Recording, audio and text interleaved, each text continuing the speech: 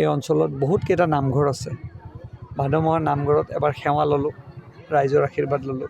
2 number 2024 নতুন সদস্যতা ভৰ্তি অভিযানত আমি আজি কাৰ্যসূচী লৈছোঁ। সমগ্ৰ অসমতে কাৰ্যসূচী চলিছে, ভাৰতবৰ্ষত চলিছে। আৰু যোৱাকালি আমাৰ মুখ্যমন্ত্ৰী ডক্টৰ হিমন্ত বিশ্ব শৰ্মা ডাঙৰীয়াই এই কাৰ্যসূচীৰ শুভ আৰম্ভণি কৰে। আৰু সেইকাৰণে উখুৰা পঞ্চায়তত আজি আহিলোঁ, ৰাইজক অকণমান বুজাই দিলোঁ কেনেকৈ মিছ কল দি পেলাই কাৰ্যসূচীত ল'ব লাগে, মানে অন্তৰ্ভুক্ত হ'ব লাগে। আগতে হাজো আছিল, এতিয়া নতুনকৈ কমলপুৰ হ'ল। একেবাৰে ৰাইজে ভাল ভোট দিছে এইবাৰ এই অঞ্চলত আমাক, সেইকাৰণে মোৰো দায়িত্ব আছে। কিন্তু আজি অলপ দেৰি হ'ল, আকৌ কিছুদিন পিছত মই আকৌ আহিম। অলপ সমস্যা আছে, সমস্যাবিলাক বুজিম আৰু আপোনালোকৰ দেখুৱাই দিব য'ত য'ত সমস্যা সমাধান কৰিব লাগে, পৰ্যায়ক্ৰমে কামবিলাক আমি কৰিম। আপোনাৰ প্ৰাক্তন সতীৰ্থ বৰ্তমানৰ APCCৰ সভাপতি ভূপেন বৰাই কৈছে যে মুখ্যমন্ত্ৰীগৰাকী পাৰ্ট টাইম মুখ্যমন্ত্ৰী, অসমক সময় নিদিয়ে, বাহিৰত ঘূৰি ফুৰে। চাওক, তেখেতসকলে যোৱা লোকসভা নিৰ্বাচনত 3খন আসনত 3খনে থাকিলে। আমি 9খনৰ পৰা 11খন হ'লোঁ।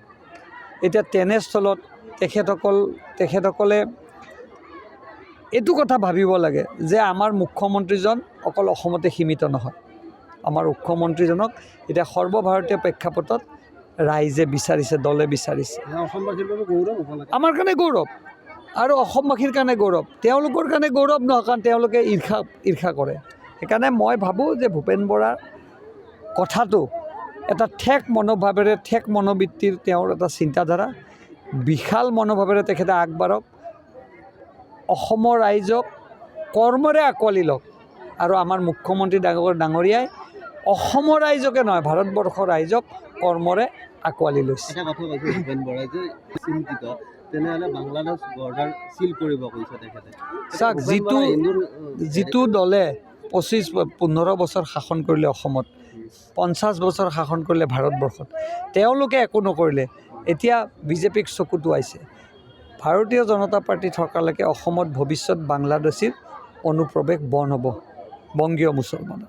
আৰু আমি সদায় মাত মাতি আহিছোঁ, এইটোৰ বিৰুদ্ধে আমি বিৰুদ্ধাচৰণ কৰি যাম।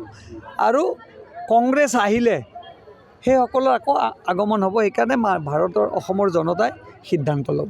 মিয়াৰ দপদপনি অসমত নচলিব নেকি? নচলিব, কেনেকৈ চলিব? আমি মিয়াৰ দপদপনি অসমত কেতিয়াও চলিব নিদিওঁ। আমাৰ অসমত থকা অসমীয়া খিলঞ্জীয়া হিন্দু, অসমীয়া খিলঞ্জীয়া মুছলমান আমাৰ ভাই ককাই, কিন্তু মিয়াক আমি কেতিয়াও আগ্ৰাসন হ'বলৈ ইয়াত নিদিওঁ।